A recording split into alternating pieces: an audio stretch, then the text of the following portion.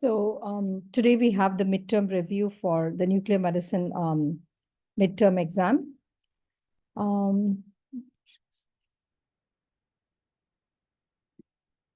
So just a little overview of what we did in ultrasound and where you need to focus. These are all the properties of ultrasound that we initially introduced. That's the way the ultrasound was introduced. We operate with high frequency sound waves in the 1 to 10 megahertz region, and it's far outside the audible region. That's why it's called ultrasound. It undergoes reflection and refraction at interfaces between different media. That's because they have different bulk modulus properties. And this reflection is what we see as echoes. So that's the production of echoes by reflection at the interfaces of tissues that have different physical properties. Attenuation is present. It's important to know how much attenuation and how it increases with increasing ultrasound transmission frequency. But it's not what is imaged in the clinical image, but it still gives you the depth that you can image to. And so it does determine certain aspects of the image. It's useful in studying soft tissues where X-ray imaging contrast is small. And then in addition, we can also do flow imaging.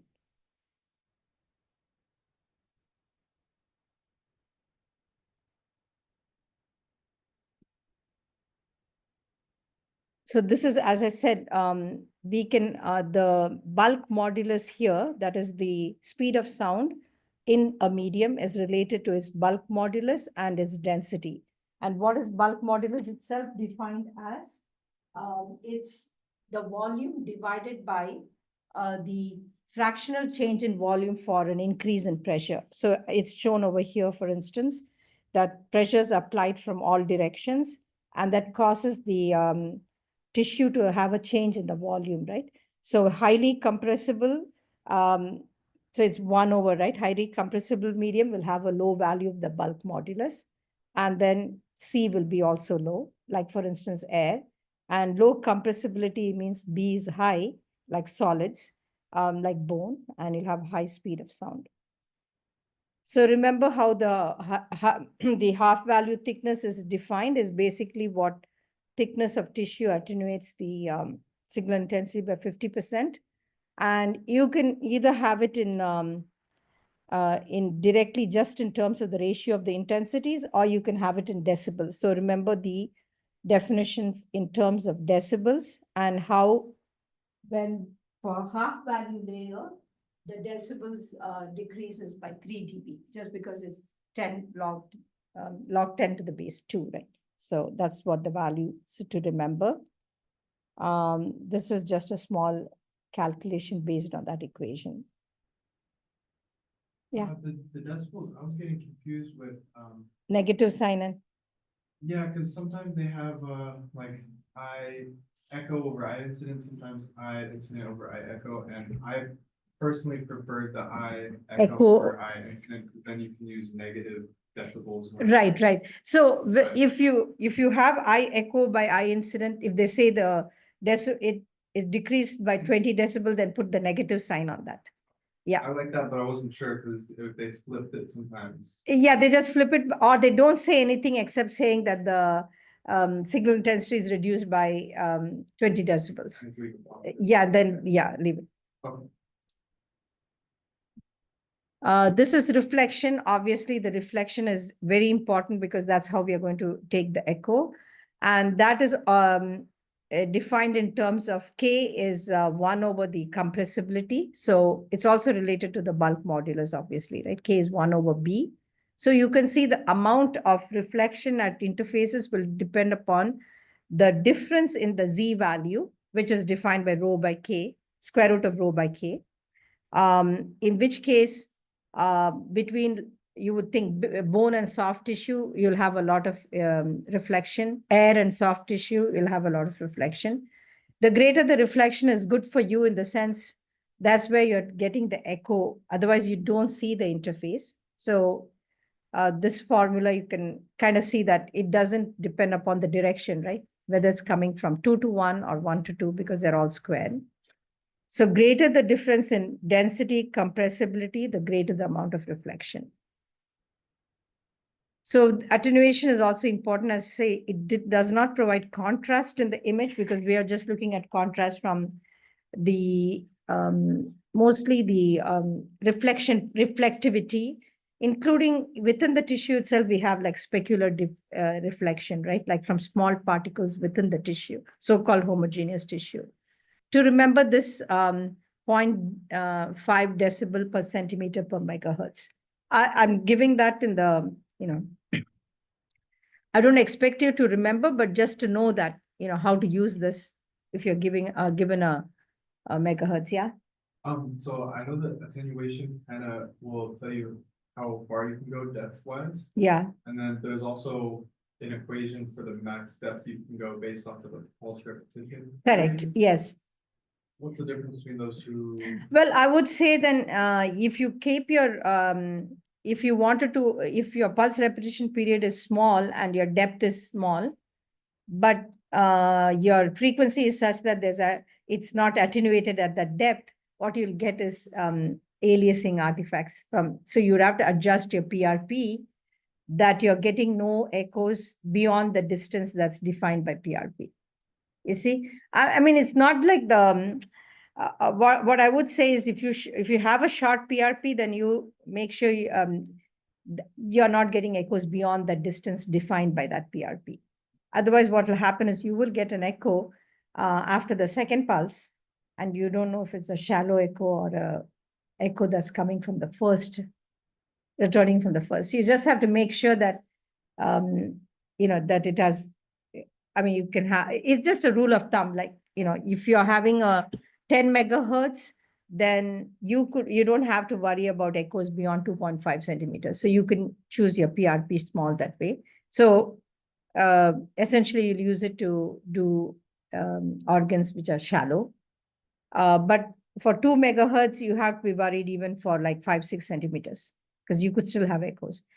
There's no connection except that there's no direct like an equation, but it's just that you set your PRP and you look at, what attenuation is at that, for that distance you've set, max distance that you have set, and see if it's feasible. Like if you've set the max distance PRP such that it's 2 and using 2 megahertz, it may not be a good idea. You'll still be and your organ is, if your organ is small, like, just the foot or something like that, or breast imaging, those are smaller objects. So you could, so it's like, it's just for you to decide whether you've set the parameters conforming to the attenuation.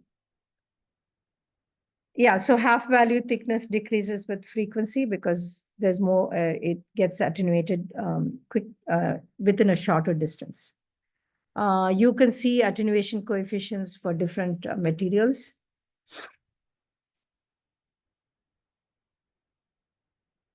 As far as, I'm not obviously doing every slide, but kind of slides that around what the questions were set. Just the fabrication, how the ultrasound,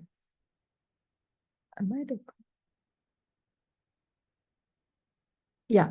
So this is the actual element, the transducer that does both the transmission as well as the receive mode. And just go through all the different parts, especially the piezoelectric element and how the thickness of the material will determine for you what the natural frequency of the transducer is. So you can see, for instance, in this case, the way it's set is, you can see that if this is my, in profile, if I look at this thickness here, you want these two to be like half of a wavelength, right? This will be nodes. That's where it's not moving much. That's your, that's the interface. And so lambda should be 2 times. So this is half of a lambda. T is equal to half lambda. So, or you can put the lambda, that is the natural frequency, will be 2T. But keep in mind one thing, that it will depend on the direction of your ultrasound pulse. Yes, Normally speaking, you would think that this is the phase and the wave will propagate this way.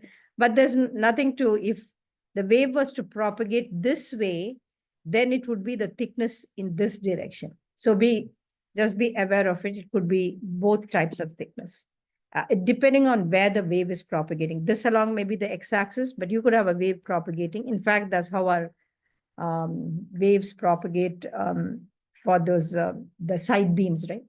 That's coming from the radial expansion. So, but it's a little bit different, but the thickness here would be this thickness if I had to take the profile in perpendicular to it. Yeah, the damping block will determine for you what the spatial pulse length is, right? So something like this long spatial pulse length this is in the time domain, right? Do the Fourier transform of this. It'll be more closer to a single or it'll be a sharper frequency than if you had something like a short damped. So just showing that the damping block is different for these two. So light damping would give you something that's much more narrower in the frequency range. And the heavy damping would give you something like this. So it's important to be able to manipulate these SPL lengths, because in Doppler, you want a more pure frequency so that you can distinguish returning frequencies. But in, yeah, no. There's quite a bit about spatial resolution, Yes. and I feel like that's all good, but I haven't, and maybe I missed it, I haven't heard too much about like temporal resolution in B mode, M mode, like what affects temporal resolution. Temporal resolution will be I don't know if I have those slides, but basically those will be affected by your PRP, the number of A lines, right? So that's there, right? The time for each A line acquisition, and N A lines will be N over T. So that will be the not N over T, N times T, right?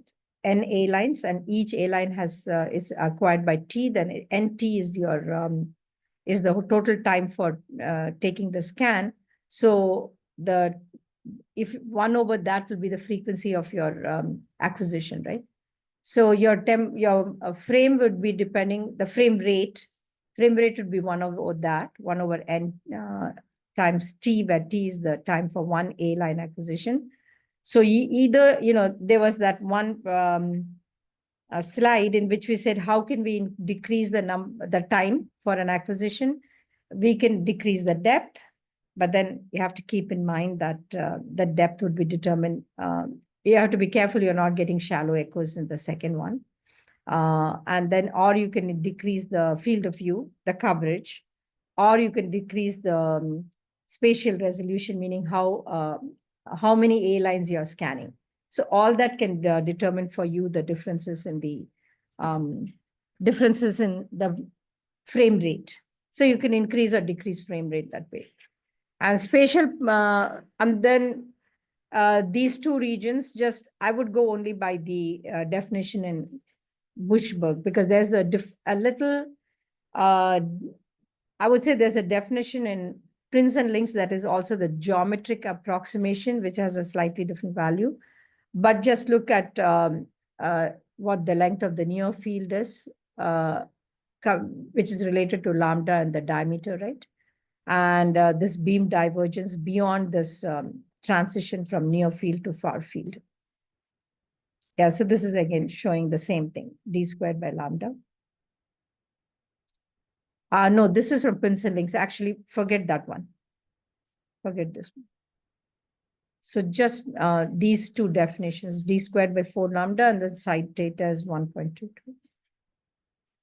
Beam formation, this is important in the sense that this is how in the phased array ultrasound beams, you're able to set the phase delays as is shown here in order to either do receive focus or, the focal zone you can change, right?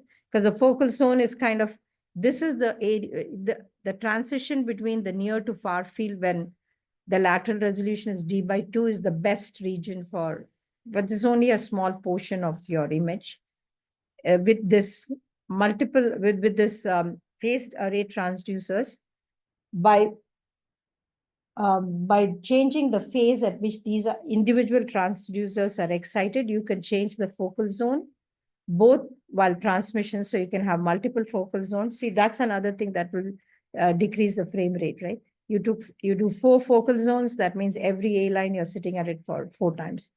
And so selectable focal lengths by varying this profile. So near one would have much steeper profile if you wanted to focus far off, but there's only a region you can focus around the natural focal zone of the transducer. Same thing in the receive focus. If you wanted to get proximal or distal echoes, then we change the phase of all these transducers such that, either this would imply that, remember that calculating the distance between the hypotenuse and the perpendicular, that is more here, so that the phase differences have to be high, the time phase differences of activation of the ultrasound transducers, versus you can see the profile is more shallow because this hypotenuse distance versus this. So the two distances are not that different, so that the timing doesn't have to be too different between when you, what time delay you give for this transducer versus the center transducer. And so axial resolution, lateral resolution, and size thickness. Three, in any imaging modality, we have 3 resolutions for the 3 orthogonal axes, right? It's just that here they are controlled by totally different things, right? So the axial resolution itself, we saw that would be related to the spatial pulse length. That's why it's the minimal distance that we can distinguish. The resolution is determined by half of your spatial pulse length. So if you decrease it, you're going to increase resolution. But we also know that it'll become broadband, the frequency distribution. So in some cases like Doppler, we cannot afford to do that. But mostly for B mode imaging, you want to keep the spatial pulse length. The other way you can change it is by increasing the ultrasound frequency, right? So that even for 3 cycles, that wavelength is smaller for the higher frequency ultrasound. So your SPL becomes smaller. So this kind of, I think, is showing 5 megahertz. Then you can calculate for 2 megahertz how much it would be. Calculate the wavelength and so on. But anyway, the way to increase the spatial resolution is either higher frequency or the SPL in the number of cycles. So you could do, if it's a 5 cycle, then you could make it 3 cycles. Lateral resolution, that's basically determined by the diameter of your transducer. Yeah.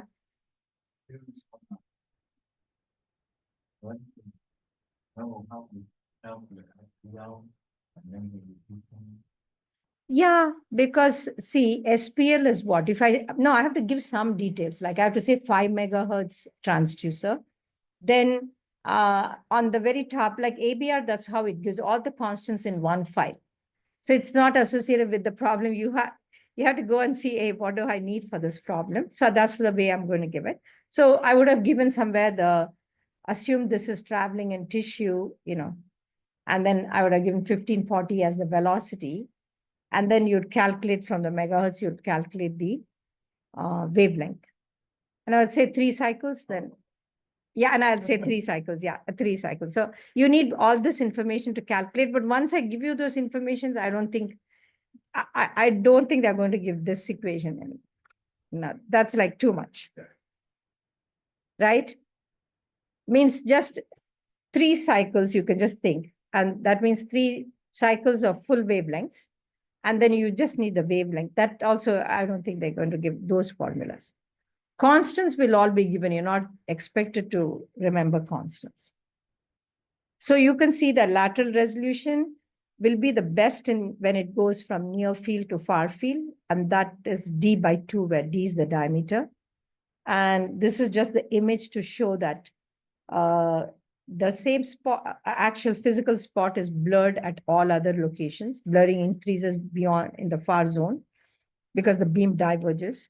But, that's what the focal zone principle here is, that you want to make, using the phased array concept of giving different, activating the different transducer elements at different points.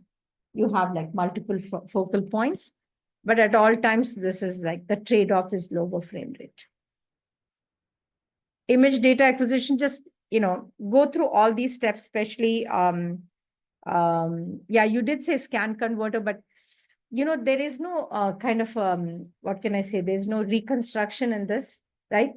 What it will do is it will have the timing difference.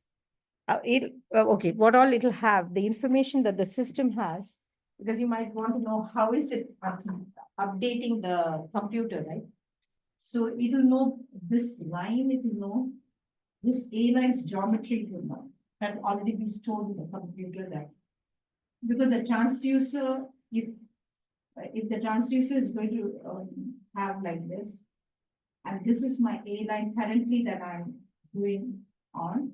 So the image itself in the computer will be first starting with all zeros. Yeah.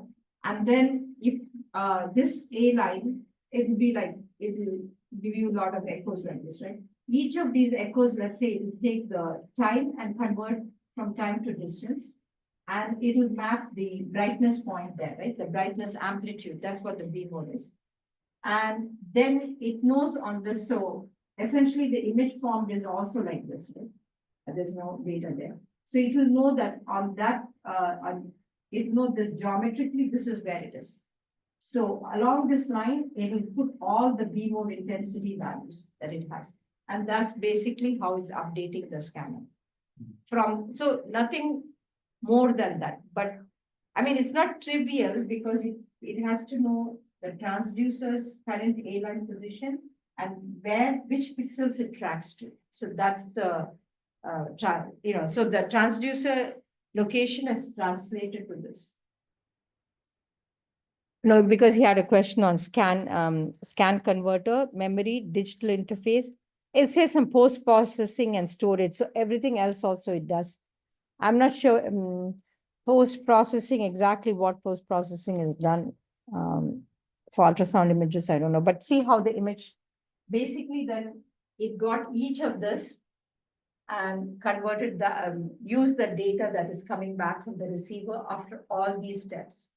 And then when it gets the values for each point on this line, it'll update that line. And in fact, it'll scan through one. And then when the transducer is going back, because it'll be continuously taking, this is like a cine mode, right?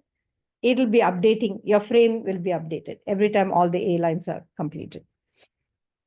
So I'm not sure exactly, was anything given on post-processing? No. Not much, right? Yeah, so this is basically,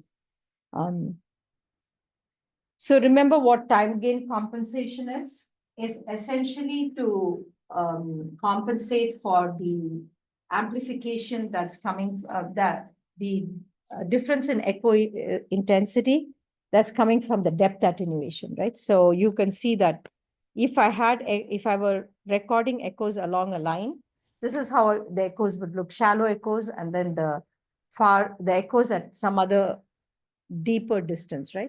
So essentially this one is to compensate for the depth dependent attenuation. And other things, even after you normalize the echoes to correct for these depth dependent attenuation, you still have a range of in these that if you were to display that full range, just one, you might see one bright spot, everything else is totally dark. So you do a compression, which is logarithmic compression, because when you take the log of those echo intensity values, that's going to compress further. Then you do this demodulation, noise rejection, because there's noise, even without that, you can see a lot of, it's not noise. This is actually this kind of speckle information from from the tissue is useful in the diagnosis itself. It kind of tells you the microstructure of the tissue. So if it's liver or fatty liver, it would show up differently in the image. But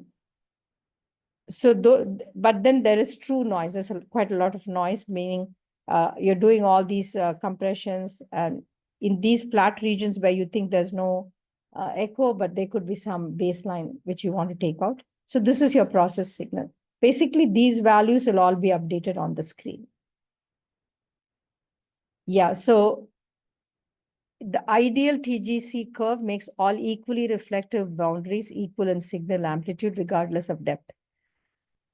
So I would say that, if you play around too much with it, you might actually adjust for true differences between some interfaces that have low reflectivity, for instance. And this dynamic frequency tuning is based on the fact that the returning echoes have a frequency that's tuned to high frequency than those that's coming from lower depths, right? Because the attenuation is more for the high frequencies. So you could dynamically tune the receiver frequency depending on the time of the echoes. So you could do more sensitive to high frequency and then change it to low frequency for later time echoes. Yeah, so this again is the concept of how we do how we use all the elements. These are using certain number of transducer element, then we go, end to end by shifting transducer or two transducers at a time. But in the phased array, we use all of them, and the steering is done by the phase difference given to them, to the individual elements, which phase difference will be determined, one by the angle, like where the A line is sweeping. We also saw that it can be used for all the transmit focus, the receive focus. Yeah, and there is that end chapter that I did have on ultrasound safety and bioeffects. So it's not too much. You don't have to learn all that, all the ISPTA and all those things, but at least what is these are the two indices that are shown on the console. One is the thermal index. It's the ratio of acoustical power produced by the transducer to the power required to raise the tissue in the beam area by 1 degree. So if the TI is 2, it means there's a possibility of a 2 degree centigrade increase in temperature. And it is, if you go back to how the intensities were defined, this is the spatial pulse temporal average.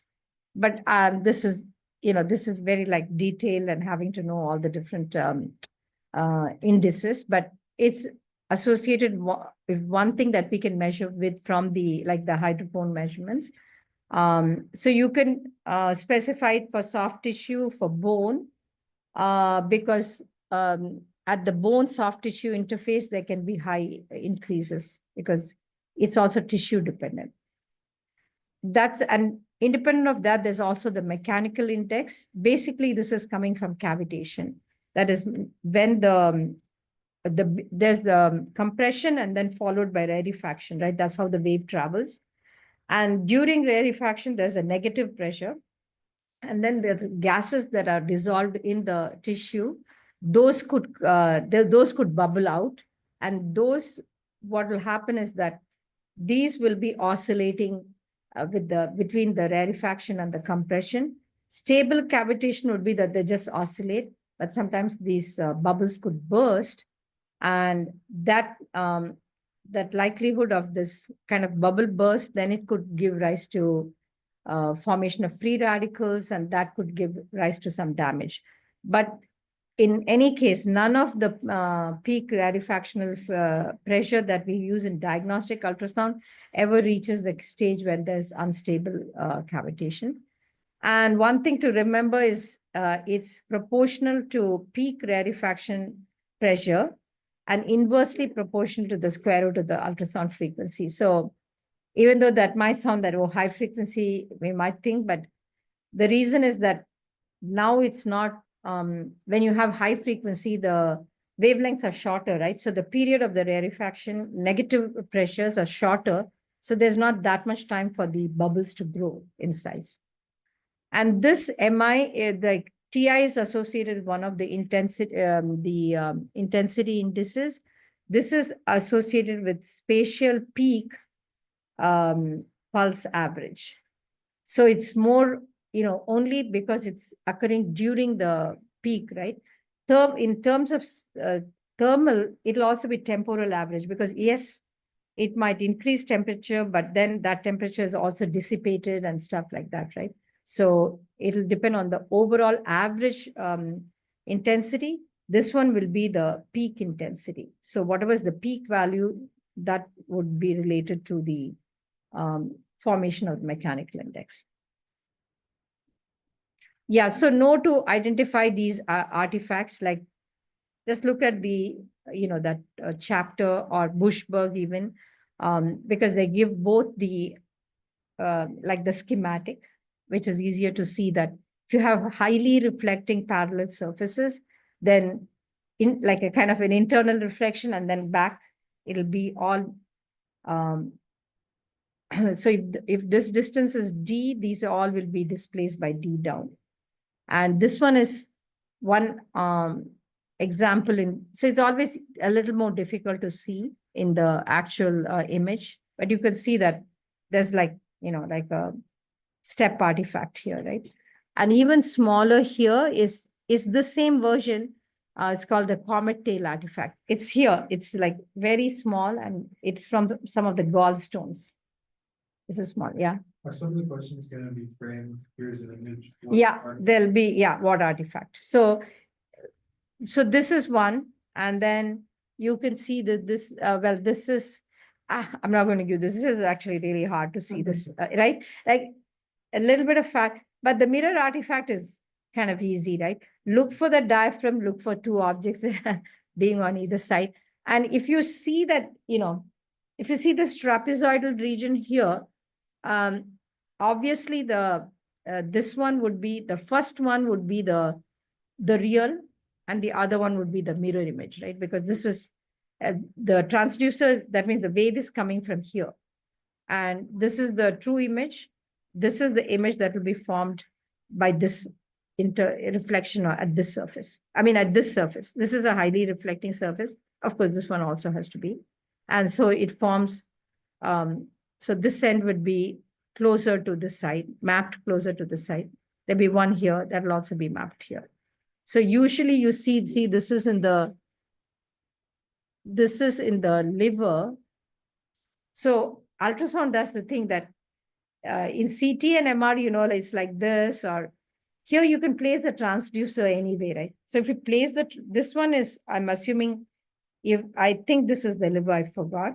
But if this is the liver, and then it's a diaphragm, this says it's the lung, I remember that.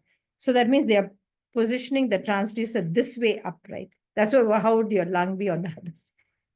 And normally you can get a bit confused, but if you see the trapezoidal, the transducer is here. So, the first image has to be the real, the other one has to be. And then you see this highly reflecting surface. This is your diaphragm.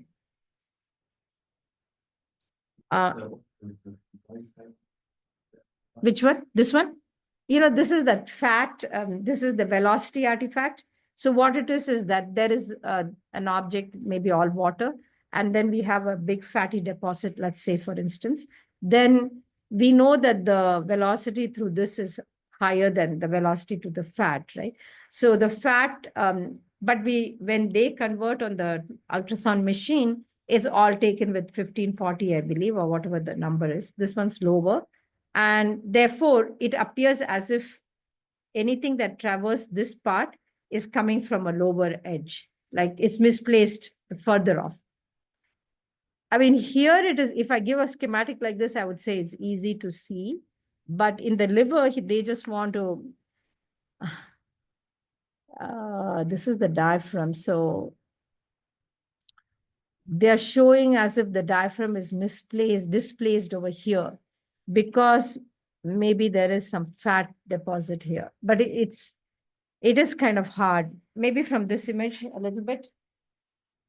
but it's not that, yeah, this velocity artifact is not that easy to see. Basically, you should, well, if it's labeled, I guess, liver, and then, see the diaphragm and but the displacement is not that like here, like nice and clearly off the edge.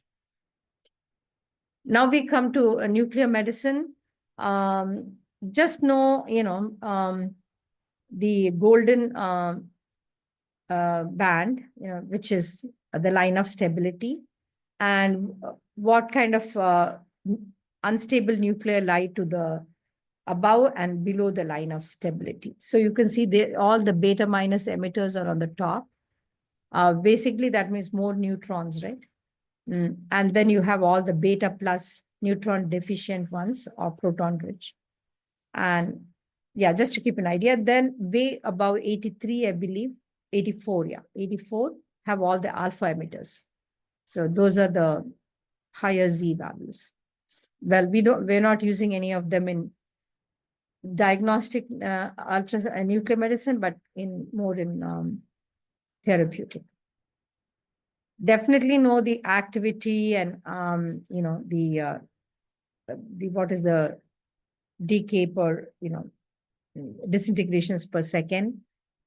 These kind of relationships I'll give. If I ask for conversion, I'll give that formula will be, that constant will be there, the conversion, millicurie to becquerel.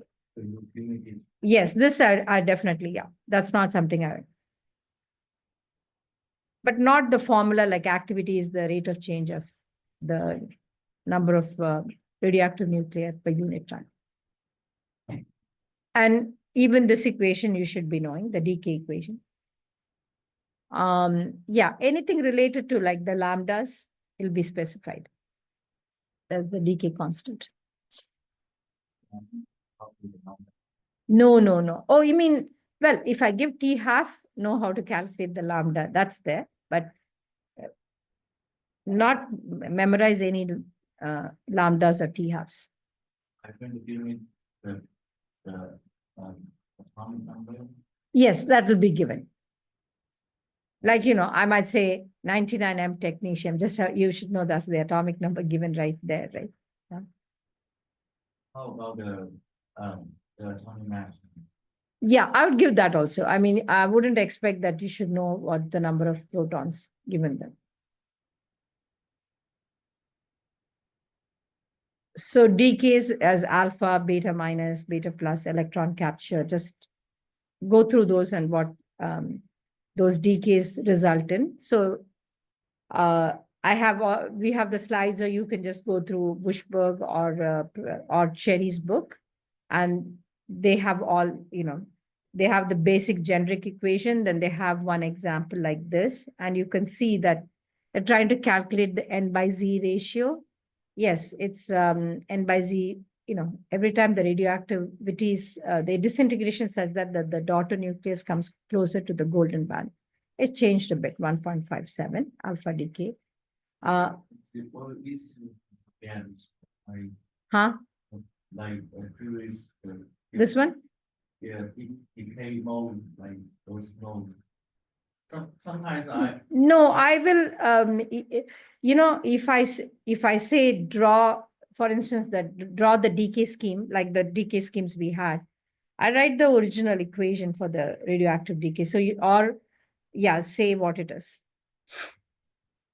You're not, you don't have to know that this is the generic equation. This you would know, because you know that it releases one alpha particle, there's some energy of transition, becomes a new material. So, but not anything specific like this. No, but if I could say that an equation like, an alpha particle is released, then you should be able to write the equation, right? This equation, this one. Yeah. You don't need this. You can just say E transition then. Yeah, you don't need any of that. But when you draw the schematic.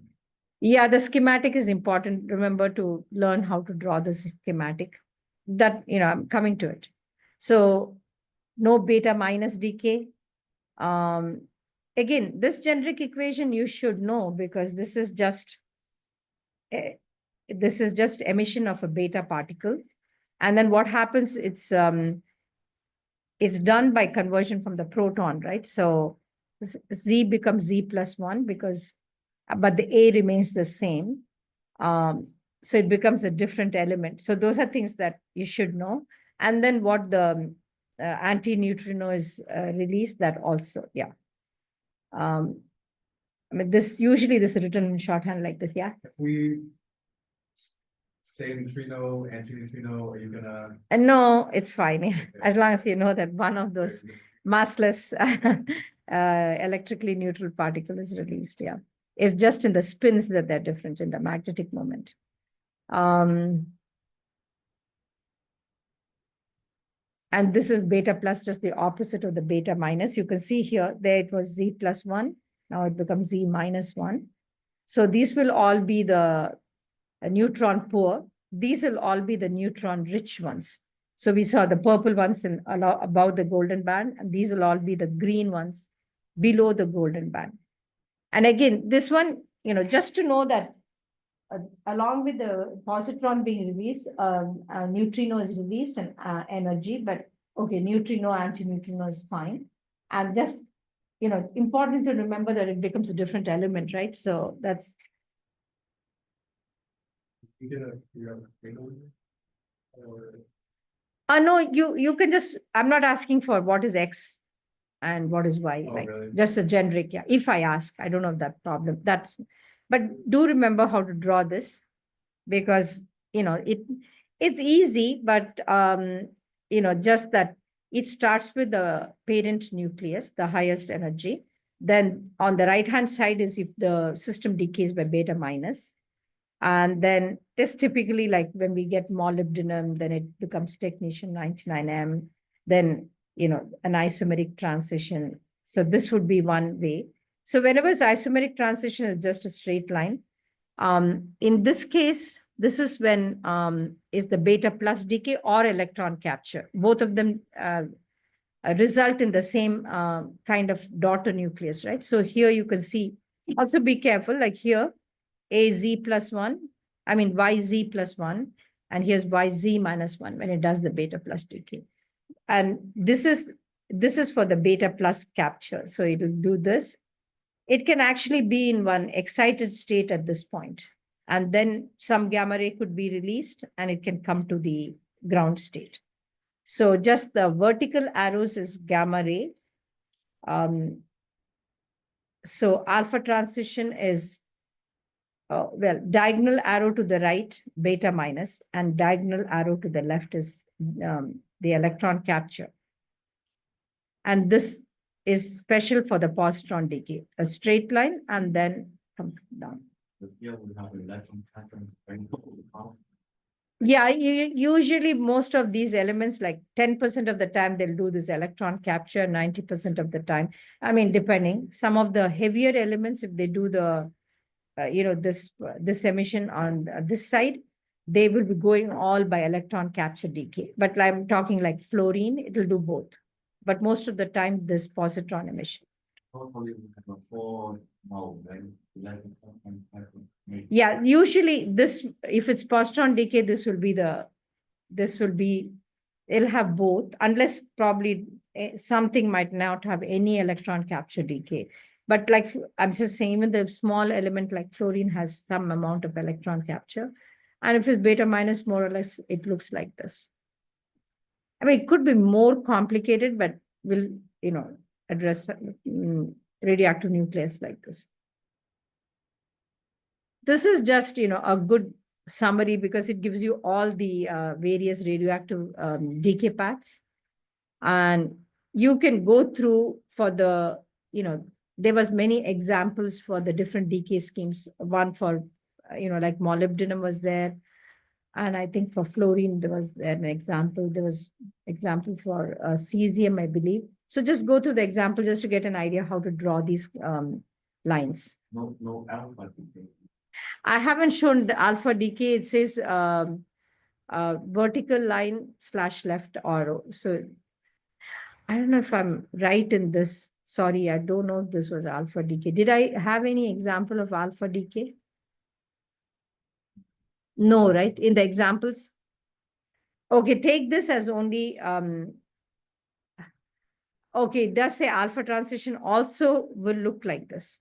A straight line with this left arrow, but mostly this would be like, as it's written over here, for positron decay. In the example, no schematic. No, there is, that's why I'm going for the schematic. But you know, I'll give the transitions and you draw the schematic. See, that's the thing.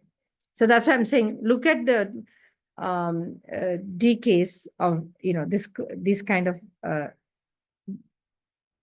equations, and from that how the decay scheme was drawn.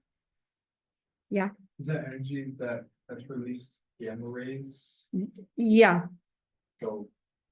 You could just put a little wiggly line like for the gamma rays here. I mean, over here, this gamma rays, you could just put a wiggly line to show that an X-ray. Yeah, X-ray, gamma rays. But sometimes, you know, so many different, we see, right, like in the photospectrum that there'll be some X-rays being released from the, you know, like when you have electron capture, then you can have some characteristic X-rays. So, but you don't have to draw every single thing except whatever is specified in the problem that this is the scheme that to be drawn, or this is the radioactive decay to be drawn. I just want to make very sure in the decay equation that little bit of energy at the end is the gamma ray that's released. Yes, yeah. Oh, I see. Yeah, yeah. So the example, I mean, the multiple choice you provide in the solution? Or Which one? you said the example. Oh, the example. Yeah, I'm giving, I'll upload 2 files. I just have to modify because I don't want any questions on the internal dosimetry, which we didn't do. And so it'll be 2 files, one with without the answer. So you can do it first, then with the answers. Yeah, and please remember the specific activity. It's simple, but sometimes you might just skip your, this a specific activity will be this. Well, this is, if it's lambda, then it's just down here. But if T half is given, then it's you Avogadro number divided by the atomic weight. And this would be 0.693 by T half is your lambda. So that is your carrier-free specific activity. And sometimes it will appear that no information is given, but basically you already know the atomic weight as 131 here, right? And 99. And then you're given the T half for both of those as 8 days, one 8 days, and the other one is 6 hours. Then you plug it into the equation, and the equation can be derived, but I think just remember it. It's just lambda times the Avogadro number by the atomic weight, right? Only thing is, yeah, convert all that.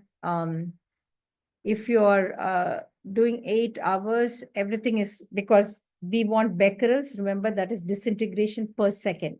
So you want that T half converted to seconds. That's the only catch over here. And if I ask for changing to Curie, then I'll give the conversion. The take-home point from this is that the carrier-free specific activity is very high. So if we wanted some amount, like we calculate, we want so many counts, we saw, right, the minimum detectable activity and how much we need, you will find, and even in that assignment 2, or 3 maybe, the amount was very small, right? So this is why it's called tracer imaging, because we really give the amount in trace quantities. Yeah, charged particle accelerators do, I mean, you would know that basically we have interactions like either positron or deuterons are accelerated. And then this equation just means this is the incident particle on this target. Neutrons are released. And you get this equation. Okay, I did not, yeah. So this is, and you can have different types of reaction. Basically, we are accelerating either protons or deuterons in most of our accelerators. And This one, yeah, I'm posting it, so you'll be able to read it. So essentially know how to calculate the radius or anything. I mean, like if radius is given, mass, something like that. So all the constants will be given, like the charge of the particle will be given, the field will be given, the velocity, radius, mass, whatever, like, to calculate, but just know the equation for what is the maximum radius. And also that if, every time it crosses, it gets EV, then n time it crosses, it will be n times EV being the voltage. And that will be your maximum half mv squared max, right? V max squared. And then, right? Q and E, I mean, Cause they can't accelerate.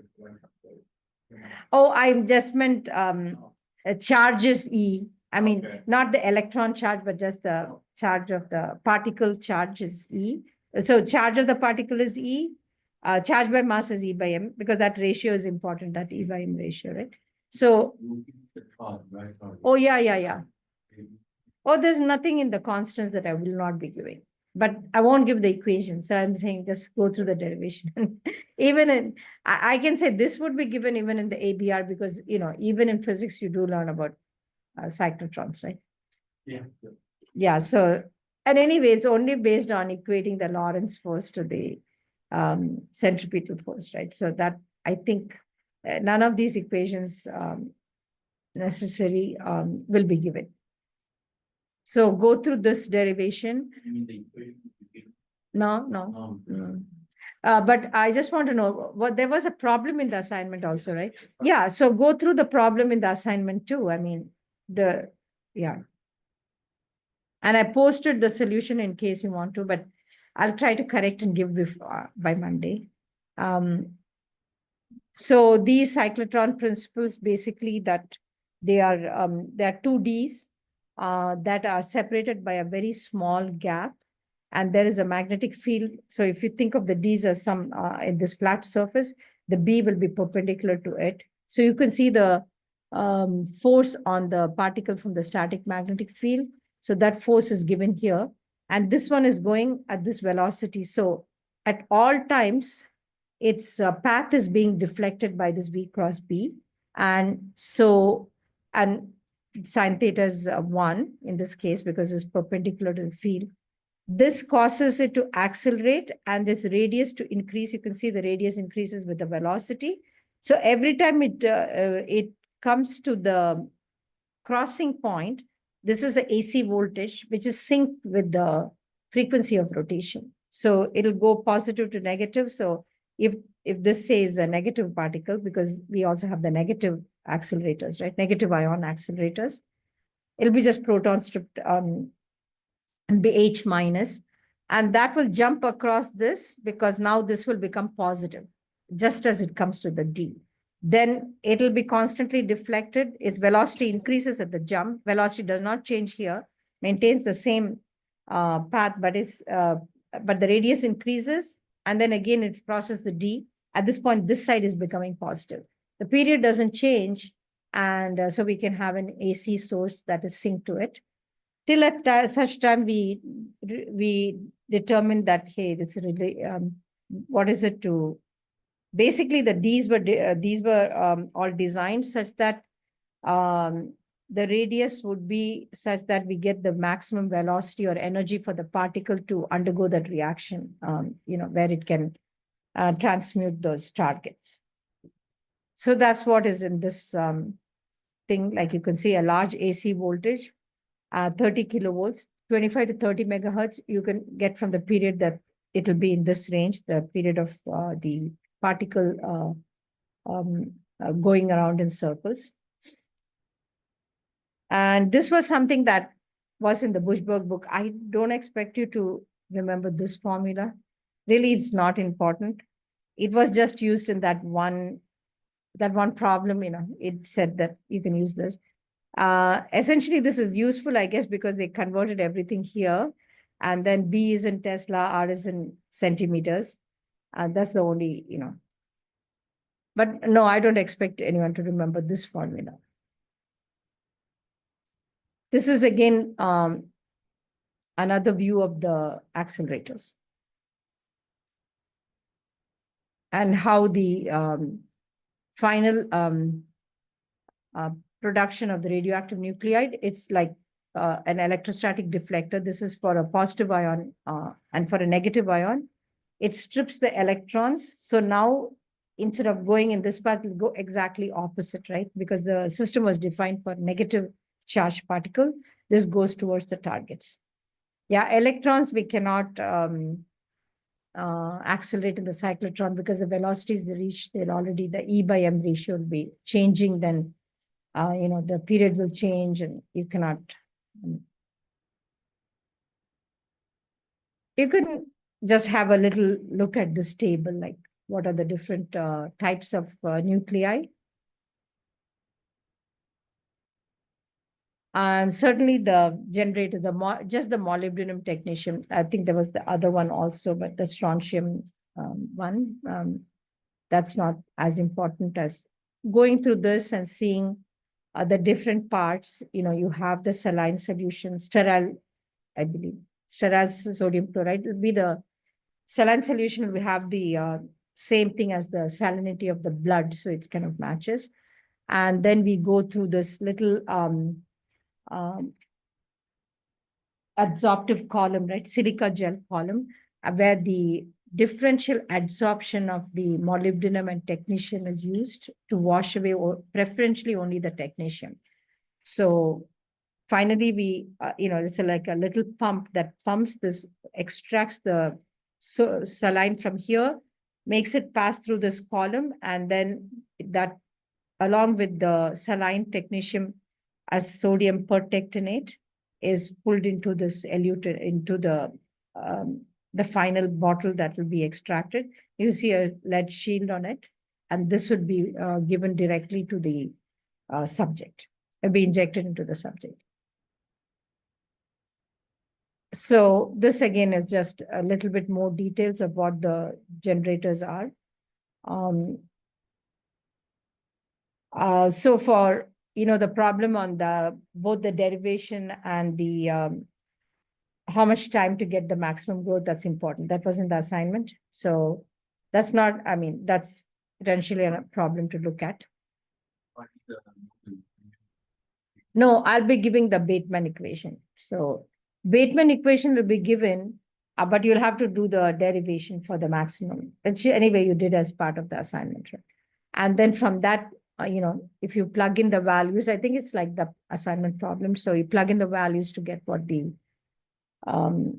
time, for the next time to get the second, generation of the technetium. So it's basically these points.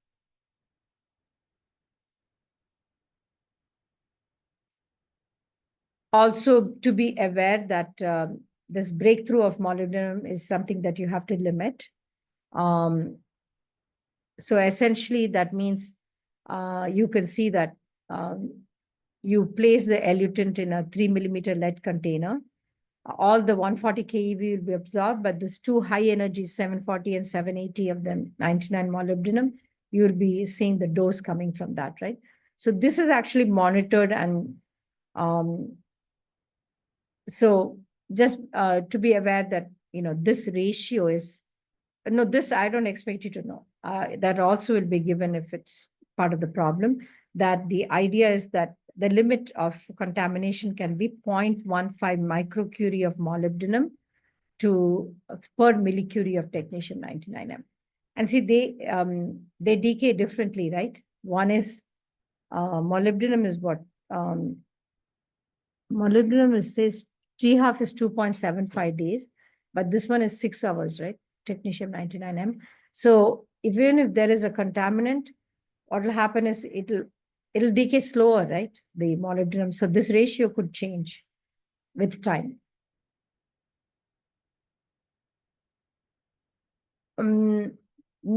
I don't expect too much on this, but generally speaking, some of the more important methods by which the radiopharmaceutical reaches the area of interest. So you could just go through the slides. The Bushberg tends to be little like verbose and like lots of stuff. But this one is quite important, the FDG, because that is like all of PET scanning is FDG, right? So the way it works is that's the glucose molecule that is one of the OH is replaced by a radio labeled fluorine. And that when injected in, it's kind of showing you that this is basically coming from it gets trapped. Most of the process goes through like the ordinary glucose, you can see that's not labeled. It goes through glucose and then phosphorylation, and then finally, whatever the energy is released. But for FDG, it goes through some of the up to the phosphorylation stage and cannot go beyond that. So the thing gets trapped within the cell, and that distribution is what we are imaging after giving some time for the FDG to reach the site of interest and also get cleared away from some other, because it'll have certain uptake and washout properties that are different between tumor and this thing. So 18-FDG is important. The other one is like thallium-201 that localizes in the heart, and it gives you a perfusion deficit. So it gives you cold spots. These all give you hot spots, the FDG, like increased uptake. Of course, if there was something that has decreased uptake, then it would give you, like, say, I think for in myocardium, you can have decreased uptake and cold spots, even with the 18-FDG. So that's one. And this is also important because a lot of the nuclear medicine scans, as I said, is used for this metastasis to the bone. And this whole body bone scanning is basically MDP is the diphosphonate, that ligand that is attached to, again, technetium-99M only, the same radioactive nucleus. But it occurs because this MDP is more easily absorbed in amorphous calcium than so amorphous calcium will be in areas where there's bone activity. And mature bone would have this mature hydroxyapatite crystalline structure. So this MDP would not be absorbed. So that even though this is normal, is it normal? No, they have this huge thing here, this big sarcoma. So osteogenic sarcoma that you can see here. Basically, that means there's intense bone activity here. There's amorphous calcium that is absorbing the MDP, and that's technetium MDP, right? So that is showing high counts in the image. Yeah, the interaction of photons with spectrometer. This is in general good to know because that's how you interpret the pulse spectrum, right? Looking at the pulse spectrum to know. Yeah, so know how to label pulse spectrum, given pulse spectrum. So these are all the different interactions, and we'll see how that results in. So let's say for 137 cesium, this is, don't worry, I'm going to post this. It's 662 keV. So essentially, this one, what it does is, I have it up here, just a minute. Sorry, it's small, but you can see that 137 cesium, it goes to a metastable state of barium, which gives out the gamma ray at 662 keV and reaches the stable state of barium. And then there is this 32 keV, which is basically coming from the K-shell characteristic as X-ray, when you have this conversion electron in 10% of those decays. And then you can see, this one is better, the next slide.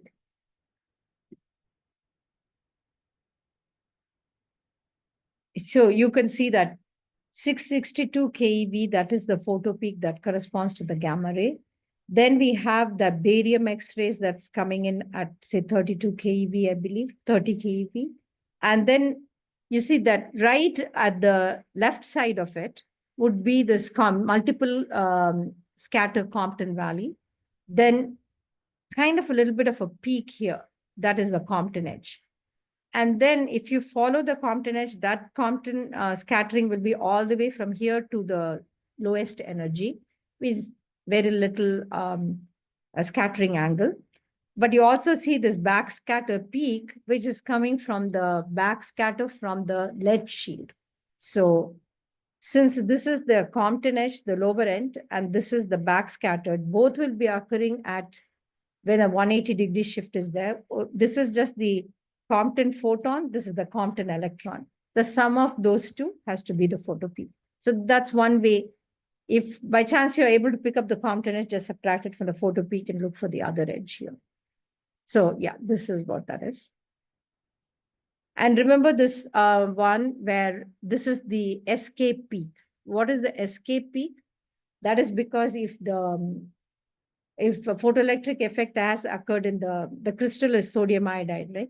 So it's knocked off an electron from the iodine and deposited all its energy, but then the characteristic X-ray of iodine could be, especially for like this, the photo peak here is like at 82 maybe, no, 77.3.